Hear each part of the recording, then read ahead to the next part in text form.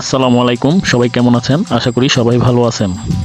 তো আজকে আমি আর আমার বন্ধু মমিন মিলে আমাদের এই যে বাড়ির পাশে আমজাদ আলী সরকার বালিকা উচ্চ বিদ্যালয় বা গার্লস স্কুল যেটাকে বলা হয়, সেই স্কুলে মেলা হচ্ছে। তো আমরা সেই মেলায় গেলাম।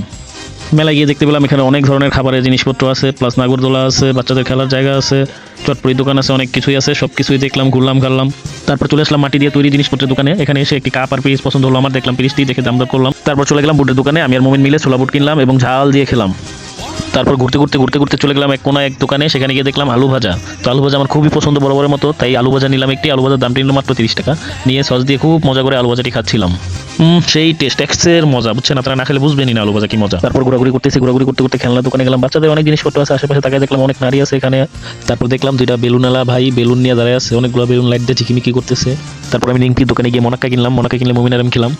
তারপর পাশে দেখলাম ওমা কি বিশাল বড় পানের দোকান। উফ, কি সুন্দর সুন্দর পান। পরে মমিন আর আমি দুজনে মিলে পান নিলাম, দুইটা পান। পানে বেটে নারকেল একটু বেশি দিয়ে পানগুলো খেলাম। ভাই বিশ্বাস করেন, পান দুটো কি যে মজা লাগছে, আপনারা না খেলে বুঝতেই পারবেন না। তাই সবাই এসে পান খান, পান খুব টেস্ট।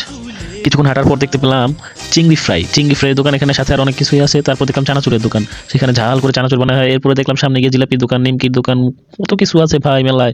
চিকন জিলাপিটা যে টেস্ট লাগে, বুঝতে পারছেন? মেলায় বিশেষ করে নারীদের জন্য অনেক ধরনের জিনিস আছে, তাদের কসমেটিক আইটেম গুলো। বুঝছেন ভাই, যদি আজকে একটা গার্লফ্রেন্ড থাকতো তাহলে চুরি গিফট করতাম। তো আপনারা সবাই চলে আসবেন মেলায় আকর্ষণীয় জিনিস দেখতে। ভালো থাকবেন সবাই, আল্লাহ হাফেজ।